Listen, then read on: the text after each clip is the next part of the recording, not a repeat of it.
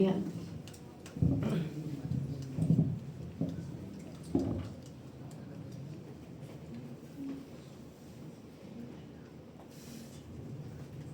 Yan, magandang hapon. Ay, ulit, magandang hapon. Ay, parang walang mga energy. Napagod ba kayo? Hindi. Magandang hapon. Ayan, sige. Nakamusta nyo na ba yung katabi nyo? Ngayon, sige, kamustahin nyo muna. Tanong mo nga kung napagod ba siya sa games. Hindi napagod. Ayan, sige, sana walang matutulog. Malamig yung panahon, masarap matulog, tapos lalo na yung oras, di ba? Nakakaantok. Pero ayun, handa na ba kayong makinig sa salita ng Diyos? Amen. Ayan, sige. Review muna tayo. Di ba, last month, ano yung month? Last? October. Di ba? Ano ba yung mga pinag-aralan natin no October? Di ba, tungkol sa? May nagtataas ng kamay dito sa unan. Ayan, kasi may mga notes. Ayan, very good. Kasi merong mga notes yung mga ate at kuya natin. So, ayan, tungkol daw sa faith. Sige, ano nga yun? Yung mga napag-aralan natin? Faith in school? Ano pa? Faith in social or social media? Faith in friendship? At yung last week, ano yun? Faith in failure. So ngayon naman, ang pag-uusapan natin ganun pa rin. Faith in mental health. So di ba sa atin, dito sa Pilipinas, yung mental health awareness, di ba, ino-observe siya, anong month ngayon? October, di ba? And ngayon, anong month na ngayon? November, malapit na yung October, yung Christmas. Pero ayan, sige, pag-usapan natin yung faith in mental health. So yung title natin sa hapon na to, ayan, Finding God in the Struggle. No? Lahat tayo, di ba, merong mga struggle. No, iba-iba lang yung pinagdadaanan natin, 'di ba? Iba-iba yung mga struggle natin. May iba 'di ba, nagsa-struggle sila physically. 'Di ba? Yung iba nagsa-struggle financially, emotionally, 'di ba? At ngayon, yung pinaka nagsa-struggle talaga yung marami sa panahon natin, 'di ba? Maraming nagsa-struggle mentally. And many Christian nagsa-suffer din ngayon. No? And even pastors, leaders, yung church members, di ba, are suffering from within. No? Lahat din tayo, or ang bawat isa din, nagsasuffer din mentally. No? Mali mo yung katabi mo, nagsasuffer pala mentally. Hindi natin alam. Di ba? Kaya, alam mo, malaking bagay yung pangangamusta. No, pag pumasok tayo dito sa simbahan, nakakamusta ba natin yung bawat isa? Diba minsan hindi. Nakakalimutan natin. Pero hindi natin alam, diba, yung ka-member pala natin, nagsasuffer siya mentally. Diba? And even sa biblical heroes, nakaranas din sila ng mental struggle. So, diba, isa dito si Elijah. So, kilala niyo ba si Elijah? Or sa Tagalog, si Elias. So, mga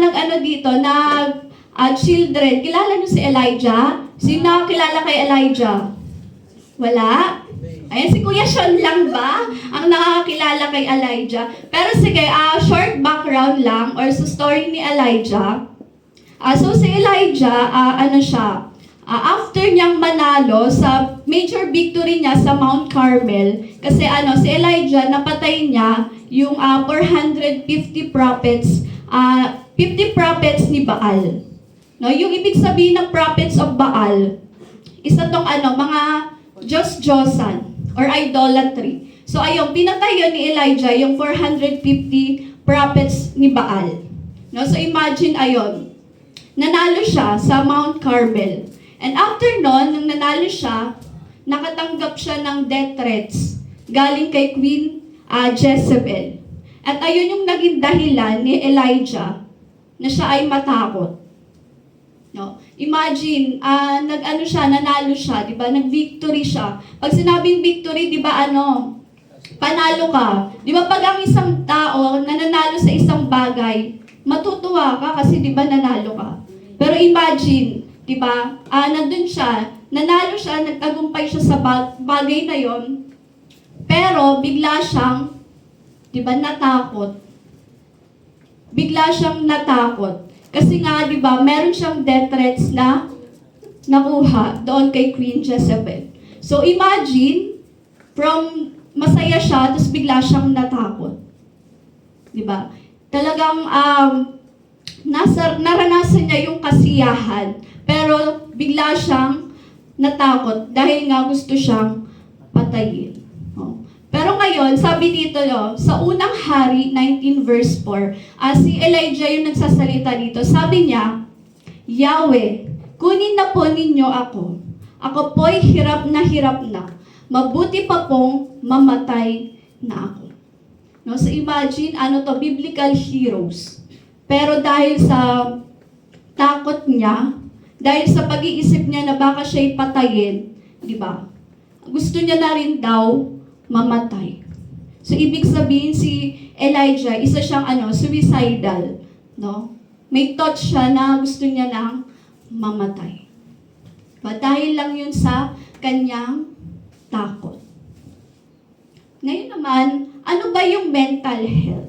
Sabi dito yung mental health daw, a state of well-being that involves emotional, psychological, and social well-being influencing how a person thinks, feels, and act.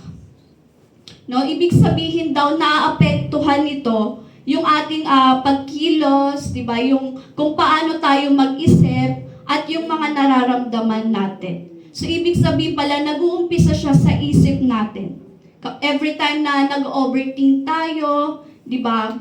'Yon, sa konting pag-iisip lang natin, 'di ba? Naapektuhan pala yung mental health natin. At kapag ikaw ay nakakaranas ka ng mental health, maaari itong makaapekto, di ba? Kung paano ka makitungo sa ibang tao at kung paano yung tingin mo sa isang buhay natin. No, lagi niyong tatandaan, ano man yung mga suffering natin, hindi yun nagdi-define sa'yo. Lagi niyong tatandaan yun. Ano man klaseng suffering ng pinagdadaanan nyo, hindi yun nagde-define sa'yo. No? Kung meron ka mang pinagdadaang mental health problem, hindi ibig sabihin nun mahina ka. Sabihin mo yung sa sarili mo, hindi ako mahina.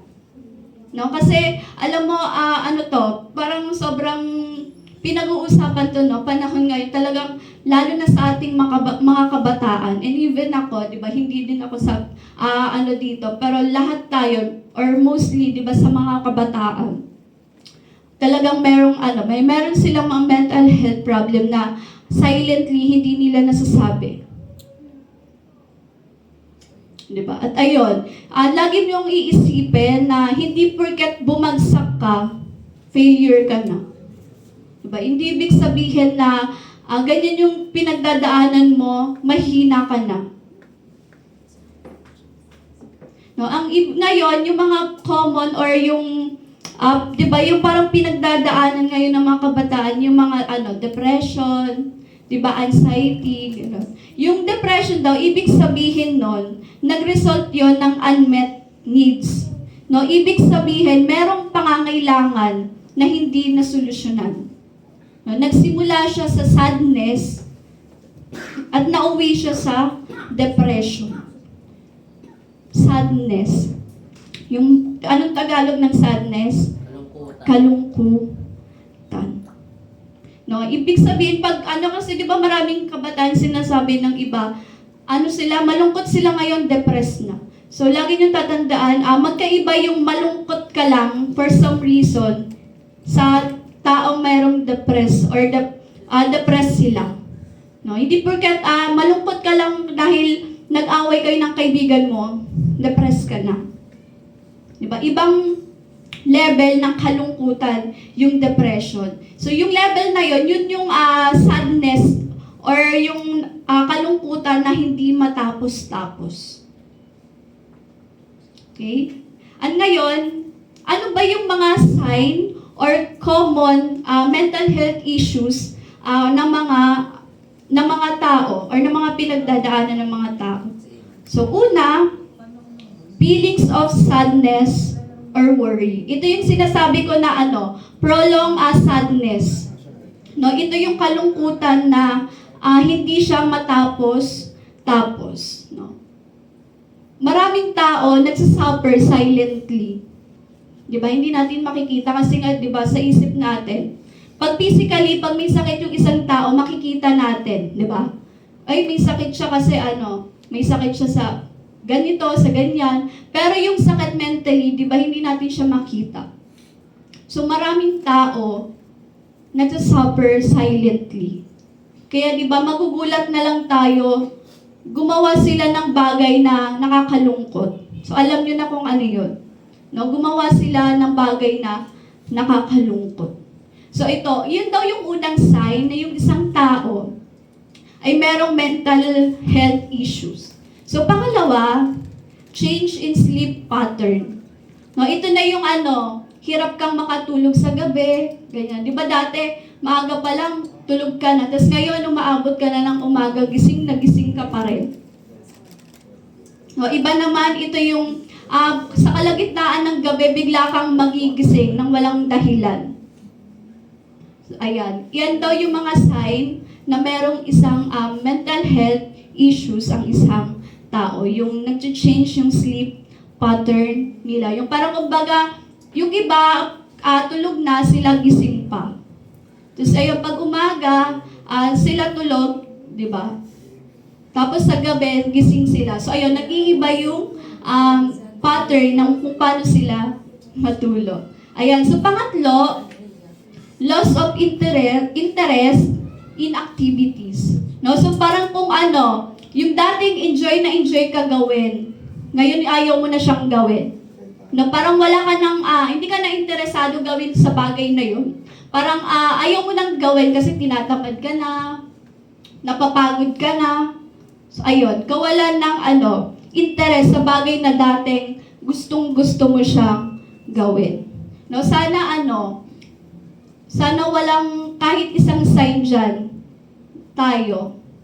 Pero kung meron, ayan. Ngayon, alam kong talagang kinakatok ng Diyos yung puso natin. No? Kung meron mang isang sign na meron tayo dyan. Or sana, di ba, sana wala. So, pang-apat, sabi, relationship problem. Ito naman yung parang ang bilis mong mairita sa isang tao. Kunyari may kaibigan ka, tapos iritang-irita ka dun sa tao na yun. Yan, merong relationship problem. Panglima, extreme mood swings. No, ito yung paiba-iba sila ng mood. Yung parang kanina ang saya nila, tapos ngayon naman mamaya irritable na sila. Yan. Iba yung yung iba yung merong, di ba meron sa girls, nag-iba yung mood mo pag month ng mo. Pero ito yung iba, extreme mood swings. Yung talagang ibang-iba yung nararamdaman mo. Ayan. Na merong extreme mood swings. Ang panglima, ito yung common na mental health issues or problem ng mga tao. Yung, di ba, depression, anxiety, grief, di ba? Yung depression, ano ba yung pinagkaiba ng depression at saka nung anxiety? Sabi, yung depression daw, ito yung persistent sadness or kawalang pag-asa or hopeless ka or feeling mo empty ka. Ganon daw yung feeling. Persistent sadness, ibig sabihin, walang katapusang kalungkutan. Yun daw yun, walang katapusang kalungkutan. Meron akong nakausap, yung ka-workmate ko, na siya, 51. Tapos, na-share niya sa akin na meron daw siyang, depression and anxiety. Tapos, tinanong ko siya, saktong-sakto, di ba, sa message. Sabi ko, ano nga ba yung pinagkaiba nun? Sabi niya, ayun, napipil daw niya kapag, kunyari, ang isang tao sobrang saya, naiinggit daw siya. Kasi bakit daw ganun yung nararamdaman ng iba na kaya nilang sumaya, pero siya hindi niya kayang sumaya. No, parang bakit yung iba ang bilis nilang tumawa or parang wala silang problema. Pero siya, nararamdaman daw niya na talagang, alam mo yung, parang wala nang pag-asa. Ganon daw yung nararamdaman niya. So, inggit na inggit daw siya sa mga taong masasaya kasi ang dali daw ng tao na yun na sumaya pero siya hindi niya kayang sumaya. So, ngayon, ayun daw yung depression, yung persistent sadness. So, yung anxiety naman daw, ito naman yung persistent na takot ka or nag-worry ka, nag-aalala ka. No? Ayun daw yung pagkaiba nun. Yung natatakot ka sa isang bagay, katulad nun, siya, yung sa tita ko, meron siyang anxiety yung tita ko. Nung dati, sobrang tapang ng tita ko, parang kaya niya mag-isa. Tapos ngayon, hindi niya kayang wala siyang kasama sa bahay. Kaya pag ako, kunyari umaalis ako, pumunta ako dito, sila lang dalawa ng anak niya, natatakot siya. Kasi baka daw anong mangyari sa kanya, sa loob ng bahay. Yun yung nararamdaman niya, yung takot, yung worry na baka may gantong mangyari sa kanya. So, ayun yung pagkakaiba ng depression and anxiety. Yung depression, ito naman yung kalungkutan na hindi matapos-tapos. Yung anxiety, yun naman daw yung persistent na talagang nag-worry ka, natatakot ka. So, ayun yung pagkakaiba nun. Nagigets niyo po ba? Okay. And then yung last, ito daw, thoughts of self-harm or suicide. Ito na yung parang, kumbaga, parang malala na yun. Or parang grabe na. Kapag naiisip mo ng gawin yung bagay na to, yung gawin yung saktan mo yung sarili mo.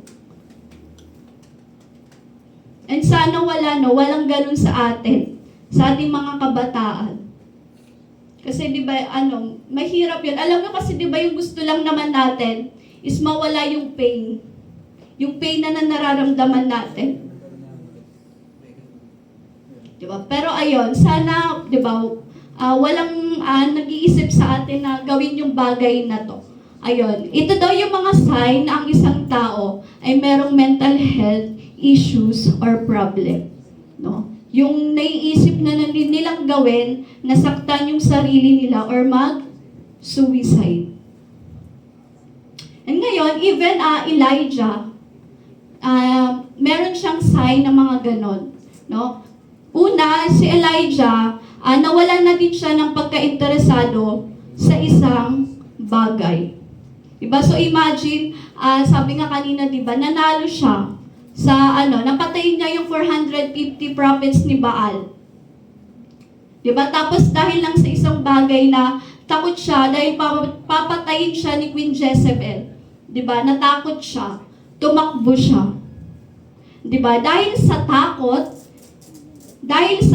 ni Elijah, di ba, dahil nag-worry siya, di ba, nag-lead yun sa kanya sa pagkawala ng interesado niya sa bagay na dating gusto niyang gawin. Di ba? And even nag-desire siya na patayin or mamatay or kunin na lang ng Diyos yung buhay niya.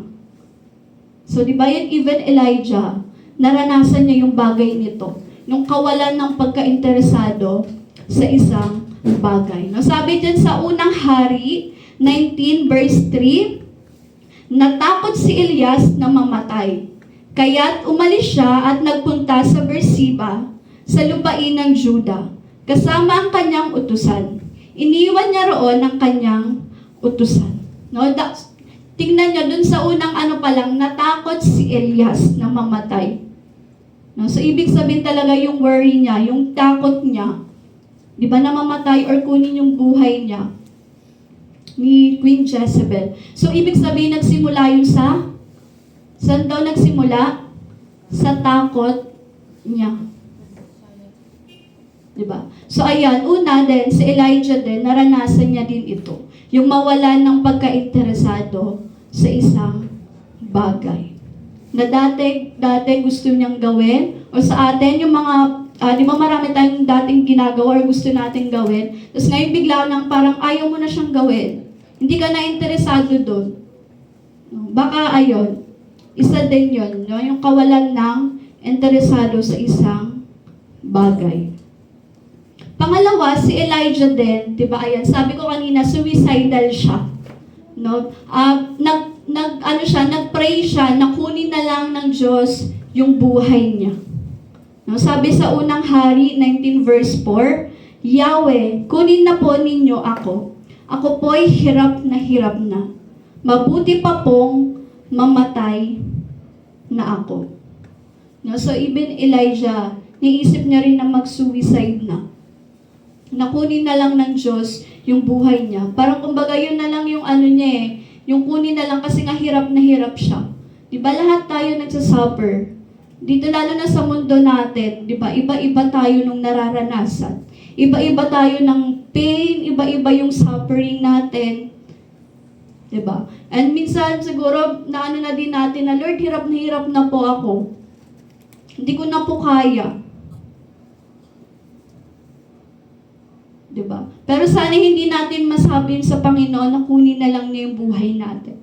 No? Dapat sabihin natin, Lord, tulungan mo ako. Diba? Tulungan mo ako na malagpasan ko yung bagay na to, yung pinagdadaanan ko. No? So ayan, even Elijah, naisipan niya na mag-suicide. And pangatlo, ito, naranasan niya rin yung, diba, yung pagkapagod. Dahil sa, diba, yung mga nangyari sa kanya, dahil sa kakaisip niya, diba, napagod siya. Kaya sabi dyan sa unang Hari 19 verse 5, pagkatapos nahiga siya at nakatulog. No? Sa sobrang pagod niya, sa sobrang pag-alala niya, di ba, napagod siya. And even tayo, pagod din. Di ba, kahit minsan na school lang tayo, nakakapagod talaga, di ba? Tapos sasabihin pa ng iba na, nag-school ka lang naman ba't ka napapagod? Nag-aaral ka lang naman, bakit pagod ka? Di ba, madalas ganun yung naririnig natin sa bahay. Diba, lahat tayo pagod. Di ba? Pero, bakit? Lahat tayo, di ba, napapagod din. Pero ito, di ba, lagi nating isipin na kahit na napapagod tayo, di ba, pwede tayong magpahinga. Di ba? Pwede tayong magpahinga. And ayan, yun daw yung naranasan din ni Elijah, yung pagkapagod din. Napagod din siya. Diba? Siyempre, tayo, tao lang din naman tayo, diba, napapagod. Napapagod tayo saan? Diba, ang dami kasing, sinasabi ng mundo sa atin Ang dami nating naririnig, kahit sa bahay, sa school, diba, sa labas, nakakapagod, nakaka-drain. Tapos yung naririnig pa natin, hindi puro magaganda. Diba? Kaya yun yung nagiging cause din ng natin, yung mga worry natin, na minsan tinatanong na natin sa sarili natin kung enough pa ba tayo. Diba? And ayun, yung last, ay ito, nagbago din, diba? Ito yung sabi kanina, yung mood swings. Si Elijah ganun din. Pabago-bago din yung mood niya, or naramdaman niya yung kalungkutan at kawalan ng pag-asa. Sabi sa unang Hari 19 verse 10, ako na lamang ang natitira at pinaghahanap nila ako upang patayin din. So ayan, di ba, nag-aalala pa rin siya kasi sabi siya na lang daw yung natitira. So talagang nalulungkot siya, nag-worry siya kasi baka hanapin siya, di ba, or patayin siya ni Queen Jezebel. At na yun, nawawalan siya ng pag-asa kasi sabi niya, ako na lamang ang natitira. Kasi nawala daw yung mga kasama niya. Siya na lang yung natitira. So, di ba, yung takot talaga, yung pag-iisip natin, lalo na yung isip natin, di ba? Minsan yun yung nagkokontrol sa atin yung isip natin. Lalo na yung kaaway, si Satan, kapag alam niya yung isang tao nagsastruggle, gagamitin niya yun para makontrol ka. Makontrol yung isip mo. Gagawin niya yung, or iti-take niya yung chance na yun, yung struggle mo, para gawin yung mga bagay na to. No? Even Elijah, ayan. Diba? Naranasan niya rin to, yung pagkawalan ng pag-asa. Kasi akala niya, wala siyang kasama. Feeling niya, nag-iisa na lang siya. Pero di ba hindi, tayo din mga kapatid, hindi tayo nag-iisa. Palagi natin kasama ang Diyos. Lagi natin yung iisipin. Ano man yung pinagdadaanan natin, yung struggle natin, hindi tayo nag-iisa. Ayan, sabi sa Mateo 11, verse 28, lumapit kayo sa akin, kayong lahat na nahihirapan at lubhang nabibigatan sa inyong pasanin, at kayo'y bibigyan ko ng kapahingahan. Diba? Sabi ng Lord, lumapit kayo sa akin. No? At bibigyan niya daw tayo ng kapahingahan. Katulad din ni Elijah, diba? Dahil sa ano na yung pumapasok sa isip niya, di ba? Gusto niya nang mamatay daw. Pero ano nangyari dun sa verse 5? Bigla siyang nakatulog. Di ba? Ibig sabihin, binigyan din siya ng kapahingahan ng Diyos. So, ganun din tayo. No? Kapag nararamdaman natin na parang hopeless na tayo or na-overwhelm tayo sa isang bagay, diba? Pwedeng magpahinga. Ipahinga natin yung isip natin. Diba? Kasi yung isip naman natin talaga yung dahilan, diba? Kasi ayun, yun yung ginagamit talaga ng kaaway. Yung isip natin, marami siyang pinifeed sa isip natin. No? So kaya ayan, sabi daw, lumapit kayo sa akin. Lumapit tayo sa Diyos. Kapag tayo, feeling natin na hirap na tayo or nabibigatan na tayo sa isang bagay, diba? Lumapit tayo sa Diyos. Sabihin mo sa katabi mo, lumapit tayo sa Diyos or lumapit ka sa Diyos. Diba? Kapag nabibigatan na tayo, lumapit tayo sa Diyos at kayo'y bibigyan ko ng kapahingahan. Ngayon naman, paano ba natin ma-overcome yung bagay na ito? So una sabi, rest. No? Sino dito yung after umiyak, bigla kang nakatulog? Diba? Yan. So sobrang dami mong inisip or talagang nilabas mo siya, diba? Iniyak mo siya, tapos bigla kang nakatulog. Diba? Sabi sa unang Hari 19, verse 5, pagkatapos nahiga siya at nakatulog. Ngunit dumating ang isang anghel, kinalabit siya nito, at ang sabi, gising na at kumain ka. No? So sa story ni Elijah, no, pinakita doon na si God, 'di ba? Binigyan niya ng rest and ni-restore niya si Elijah nung time na siya nahihirapan or during the time na yun na meron siyang mental issues or mental problem. No? So ayan, pwede ka mag-rest. 'Di ba lagi ko kanina ko pa sinasabi, kapag tingin natin hindi na natin kaya yung isang bagay, ayun, mo lang siya, itulog mo muna. Kasi di ba may iba may ganon, yung kapag grabe na yung nararamdaman mo, tinutulog na lang nila. Pero syempre di ba yung sa pagtulog mo merong, ayun, may mga luha, di ba? And ayun, katulad kanina ng sinabi ko, lahat tayo, di ba, pagod na. Pero pwede ka magpahinga, di ba? Basta wag kang mag-quit. Pwede ka magpahinga, wag ka lang mag-quit. Or wag ka lang susuko. So ayan yung una, paano natin ma-overcome yon? Ayan, mag-rest. I-rest natin yung mga katawan natin, di ba? Even yung mind natin. Ipahinga natin yung isip natin. Wag tayong mag-overthink na mag-overthink. Huwag natin isipin yung mga bagay na wala namang kabuluhan. No, sabi, i-rest. I-rest natin yung katawan natin, maging yung ating mga pag-iisip or maging yung ating mga utak. So ngayon, pangalawa, ayan, talk to someone. Sabi sa unang Hari 19 verse 9, sabi dito, anong ginagawa mo rito, Elias? So di ba nung time na nagsastruggle si Elijah, nilapitan niya ang Diyos. So tayo, pwede rin tayong lumapit sa Diyos. Kapag nahihirapan na tayo, di ba? Ayan, mag-pray tayo, lumapit tayo sa Panginoon. At kung meron tayong mga trusted friends natin, di ba, na pwede nating lapitan, mahihingan natin ng tulong or yung sa tingin natin, tingin mo, kaya mong i-share, di ba, yung nararamdaman mo, yung struggle mo. Ayan, pwede kang, di ba, kumausap or pwede mong i-share kung ano man yung nararamdaman natin. At dapat tayo, willing din tayong makinig. No? Dapat willing din tayong makinig. Malay mo, ayan, yung katabi mo, gusto pala niya ng kausap. Gusto niya i-share yung struggle niya. Pero ikaw, wala, ayaw mo daw ng drama. Ayaw kasi ng drama, ate. Diba? Pero hindi nyo alam, mabigat na pala yung pinagdadaanan ng katabi mo. Hindi ka lang nakinig, hindi mo lang siya pinansin.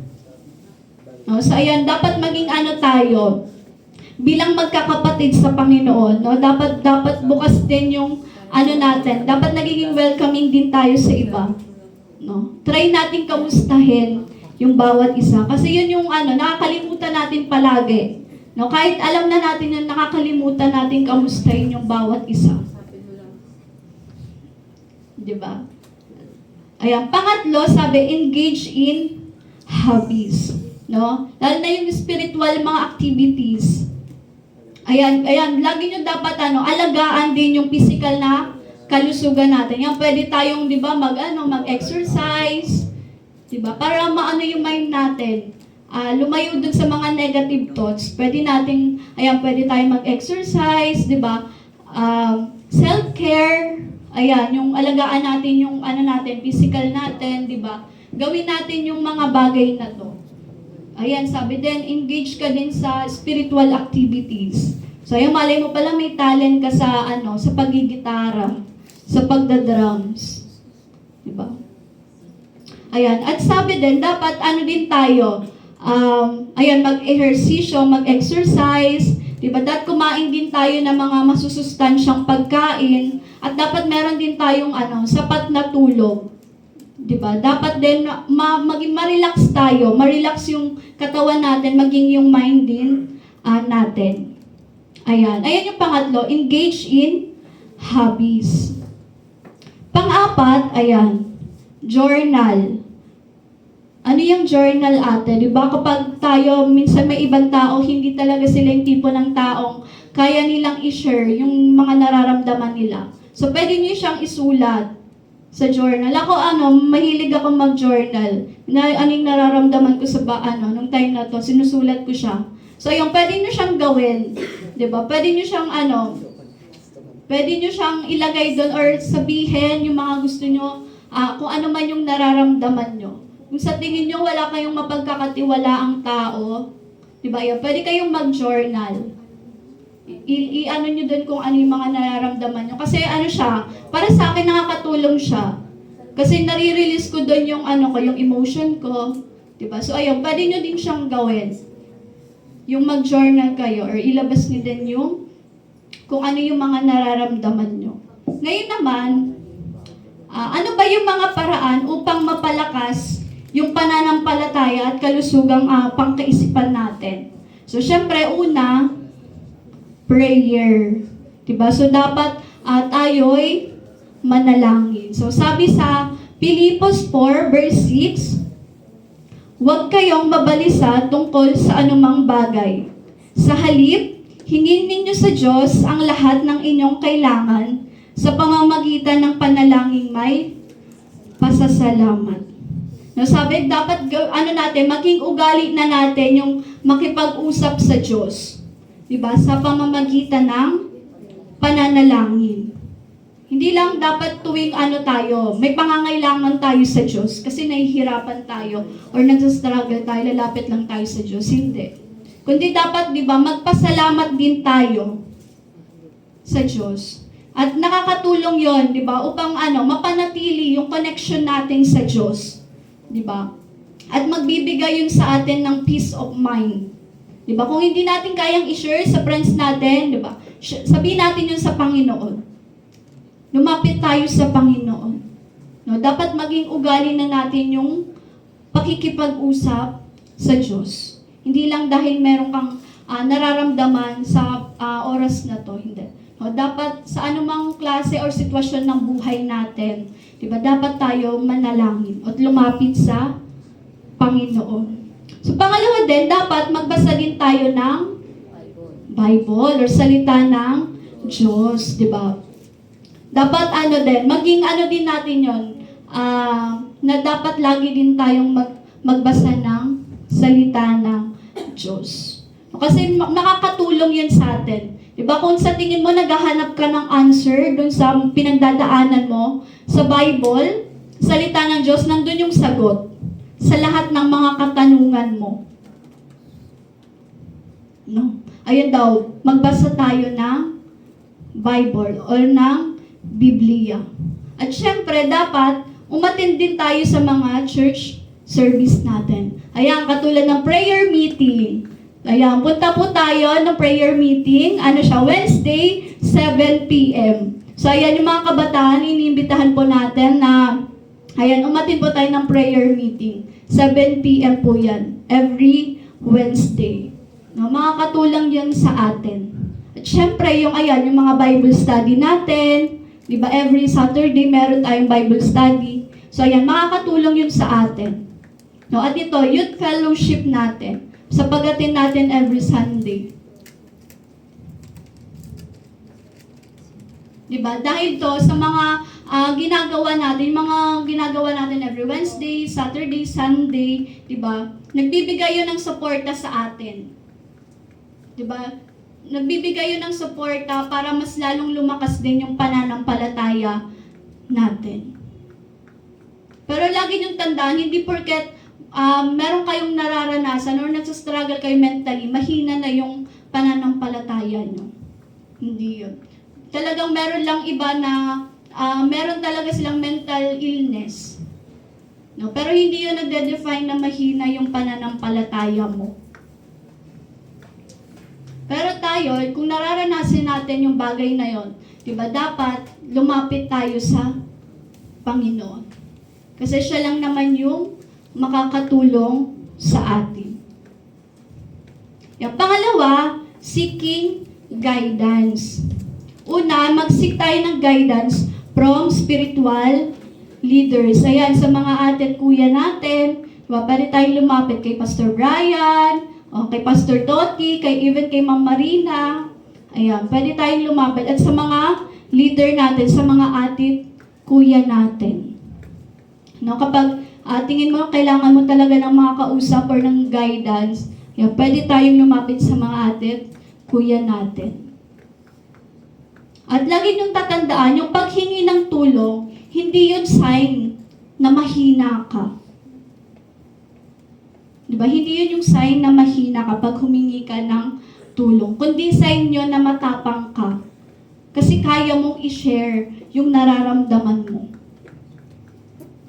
Diba? Parang, ate, tingin ko kailangan ko na ng tulong mo. Diba? It's a sign na matapang ka. Hindi yun sign na pag humingi ka ng tulong, mahina ka na. Kasi diba, alam naman natin na hindi natin kaya na mag-isa tayo.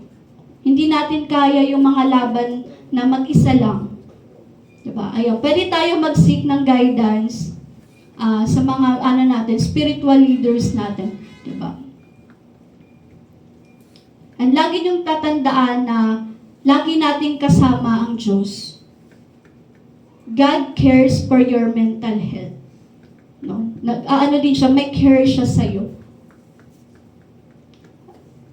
At lagi niyong tatandaan na God is with you.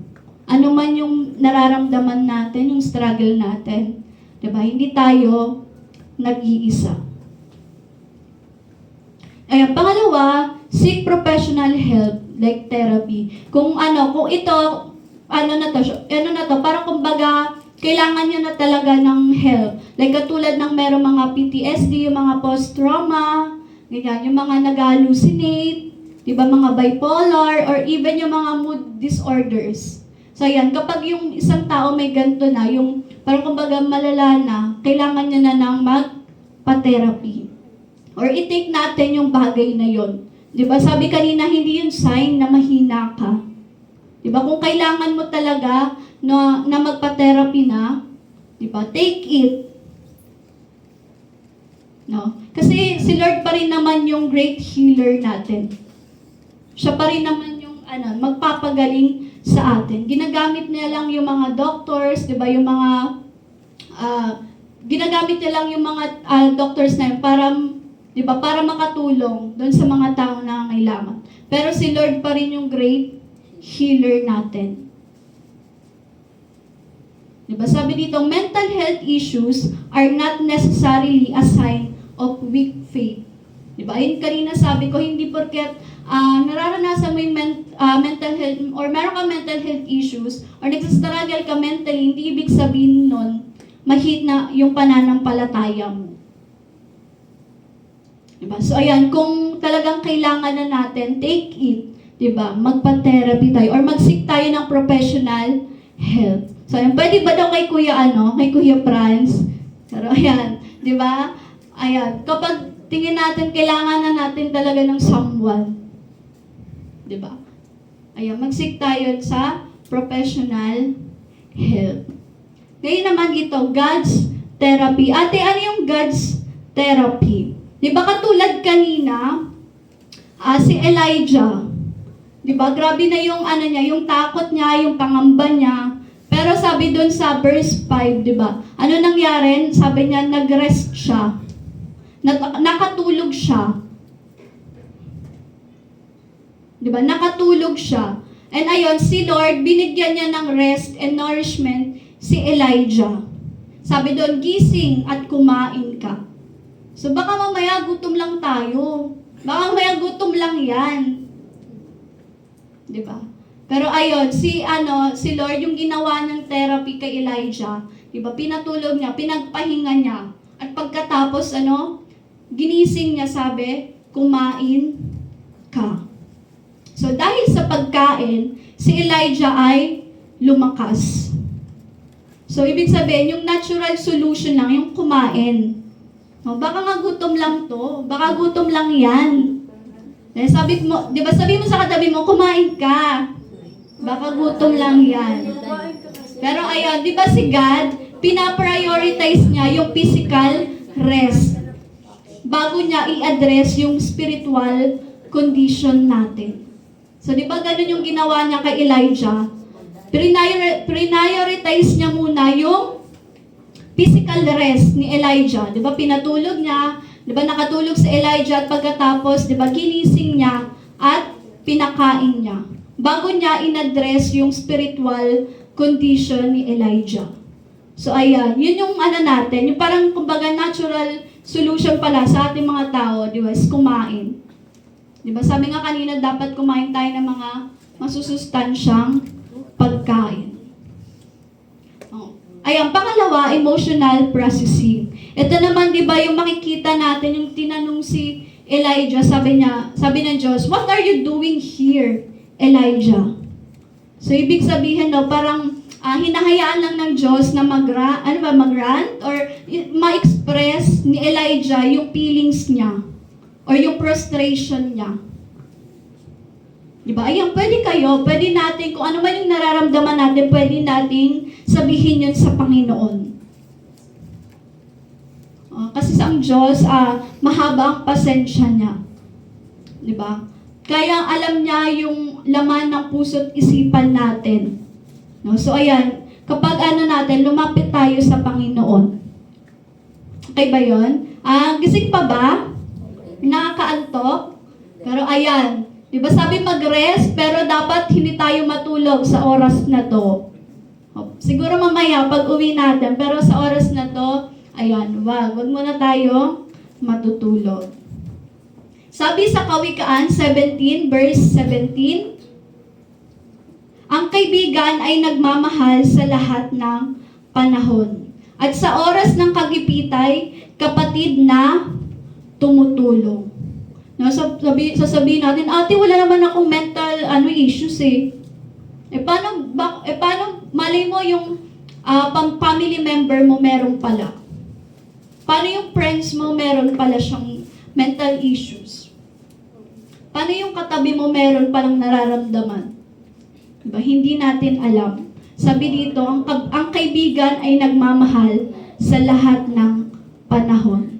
At sa oras ng kagipitay, kapatid na tumutulong. So ayan, kung meron tayong kilala, ng mga kaibigan, kapamilya na, di ba, nagsasuffer mentally. So ayan, tulungan natin sila. No? Palakasin natin sila. Sabi nga, di ba, a little kindness every day. Sino nagsabi nun? Kuya Kim. Di ba? Kasi yung ayun, siguro naman na tayo doon. Alam natin kung ano yung nangyari sa bagay na yon. Pero di ba sabi, totoo yon. A little kindness sa araw-araw ng buhay natin. Di ba? Maging tayo, tayo sa mga tao natin, mga nakakasalamuhan natin. Diba? Maging mabait tayo, a little kindness lang kasi hindi natin alam, diba? Nagsasuffer na pala yung mga tao, yung katabi natin. So, ayan. Pangatlo, practicing gratitude and positive thinking. Sabi sa unang Thessalonica 5, verse 18, at magpasalamat kayo sa Diyos sa lahat ng pagkakataon, sapagkat ito ang kalooban ng Diyos para sa inyo, sa inyong pakikipag-isa kay Kristo Jesus. Ayan. Practicing gratitude and positive thinking. Kasi 'di ba, sabi nga yung nagmumula pala sa isip natin yung mga bagay na 'to. And then siya na 'di ba, naapektuhan yung buong buong katawan natin. Nag-uumpisa siya sa simpleng pag-iisip lang. Diba? Hindi natin makontrol yung isip natin, yung mind natin. Pero pwede natin i-filter. Diba? Yung pumapasok sa mind natin. Huwag nating i-entertain kung ano man yung mga pumapasok sa isip natin. Hindi man natin siya makontrol, pero iwag natin i-entertain. Kasi diba doon naman nagsisimula yun? Kasi simpleng overthink mo lang. So ayan, huwag natin i-entertain yung mga negative thoughts na yun. Ngayon naman, sabi, how faith strengthen mental health. Or yung ang pananampalataya daw natin, nakakatulong siya sa pagpapalakas ng mental health or kalusugang pangkaisipan. So una, faith as a source of strength and hope. No, yung pananampalataya daw natin ay pinagmumulan yon ng lakas at pag-asa. 'Di ba? Kasi yung faith, kapag meron tayong pananampalataya, nakakapagbigay yun sa atin ng comfort, 'di ba? Ng comfort and strength during mental health struggle natin. 'Di ba katulad doon kay Elijah, hindi si God nag-appear doon sa Mount Carmel, pero inassure niya si Elijah na hindi siya nag-iisa. Kasi meron pang 7,000 na mga tao na nag-remain faithful sa Panginoon. Kumbaga, meron pa rin 7,000 na mga faithful. Diba? Kasi akala ni Elijah nag-iisa na lang siya, diba? Pero ni-reassure siya ni Jesus ng Panginoon na hindi siya nag-iisa. At meron pa daw 7,000. So, ayan, even sa mga darkest moment ng buhay natin, ang Panginoon, di ba, nire-reassure niya din tayo na hindi tayo nag-iisa. Sabihin mo nga sa katabi mo, hindi ka nag-iisa. No, hindi ako nag-iisa. Kasi kasama natin ang Panginoon. So, sabi sa Isaiah 40, verse 31, ngunit muling lumalakas at sumisigla ang nagtitiwala kay Yahweh. So ayan, diba? Muling lumalakas at sumisigla ang nagtitiwala kay Yahweh. So ayan, kaya tayo naman, maniwala tayo sa Panginoon. No, kapag tingin natin hopeless na tayo, nararamdaman natin yung bagay na to, diba? Hanapin natin ang Panginoon. Kasi sa Kanya, siya lang yung kayang magbigay sa atin ng lakas. Diba? Siya yung pinagmumulan natin ng lakas. At lastly, trusting God's plan during difficult times. So, ayan, during sa mga time of suffering natin, di ba, hindi, lagi nating isipin na hindi nga tayo nag-iisa. Kasi ang Panginoon laging nasa tabi natin. Di ba, nagbibigay siya ng comfort, di ba, ng support. At lalo na ang pinaka-importante ang Diyos, di ba, binigyan niya tayo ng salvation. Diba? Mahalaga yung pananampalataya natin. Kasi yung faith natin, source siya ng strength natin. At tayong mga believers, diba, na-encourage tayo na bumalik sa Panginoon. Diba? Yung iba, lumalapit lang sa Panginoon kapag may nangyayari ng hindi maganda. Pero diba, sabi kanina, dapat hindi lang sa panahon na yon tayo lumapit sa Panginoon. So, sabi sa unang Pedro 5, verse 7, ipagkatiwala ninyo sa Kanya ang inyong mga alalahanin sa buhay, sapagkat Siya ay nagmamalasakit sa inyo. So, ayan, ipagkatiwala natin sa Panginoon, lahat ng mga daladala natin, diba, sa gabing ito, ilapit natin yon sa Panginoon. O, bilang pangwakas, sabi dito, we may feel lonely and as if no one understands, but God says He is close to the broken-hearted. God is with us in every moment. No? Sa pamagitan daw ng natin, pananampalataya natin. Tayong mga kabataan, nagbibigay, di ba, bilang sa ating mga kabataan, makakahanap tayo ng katatagan at kapayapaan dahil alam natin na hindi tayo nag-iisa. No? Sa mga struggle natin, alam natin na hindi tayo nag-iisa. No? Sabi dyan sa Awit 34 verse 18, the Lord is close to the broken-hearted and save those who are crushed in spirit. No? So ayan mga kapatid, kapag nakakaranas tayo ng mga struggle, di ba, ng mga pain, lumapit tayo sa Panginoon. Una nating hanapin ang Panginoon, yung Diyos natin. Kasi siya lang naman yung kayang sa atin, no? Mag-save. Siya lang yung may kayang ayusin din yung buhay natin. So ayan, kapag feeling natin, di na natin kaya, dami na nating alalahanin, di ba? Ibigay natin yun sa Diyos. Surrender natin yun sa Panginoon.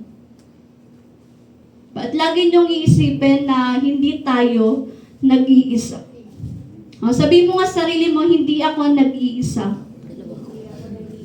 Kasama natin ang Diyos. Ayan. Hindi tayo nag-iisa. Ayan, may natutunan po ba kayo sa gabing ito? No. Sana natin, pag uwi natin mag-reflect tayo. No, natin yung mga sarili natin kung ano ba yung mga ginawa natin itong mga nakaraang linggo. No, kamusta kaya yung mga kaibigan natin? So, yung pwede nating pag uwi natin, kamustahin natin yung pamilya natin, 'di ba? Yung mga kaibigan natin, 'di ba? Simpleng kamusta lang pero malaking bagay na yun sa isang tao. Malaking bagay na yung pangangamusta. No, ayan, sige. Lagi nating iisipin na ang Lord, di ba? Close siya sa broken-hearted. Kung ayan, feeling mo broken-hearted ka sa Panginoon, di ba? Ang Panginoon laging nasa tabi natin. Ayan, sige. Tayo'y manalangin. Pikit natin ang ating mga matay. Tayo'y manalangin. Hallelujah, Panginoon. Maraming salamat po sa gabing ito, Panginoon. Salamat po, Panginoon, sa salita niyo sa araw na to. Tunay, O Lord, na marami man struggle yung bawat isa. Iba-iba man, Panginoon, yung pinagdadaanan namin. Pero alam namin, Panginoon, na hindi kami nag-iisa. Ano man yung laban namin, Panginoon, alam namin na nandyan ka parate para sa tabi namin. Panginoon, maraming salamat po dahil sa tuwing hirap na hirap kami, nandyan ka, Panginoon, para abutin ang bawat isa. Dalangin namin, Panginoon, sa gabing ito, sino man, Panginoon, yung nahihirapan, nabibigatan, Panginoon. Lord, hipuin nyo yung kanilang mga puso, Panginoon. At tunay na kayo po ang siyang magbigay ng comfort, Panginoon, sa buhay ng bawat isa. Lord, Ikaw yung nakakaalam. Saliksik mo, Panginoon, yung aming mga isipan, Panginoon, yung aming mga alalahanin. Kaya, Panginoon, pinagkakatiwala namin sa iyo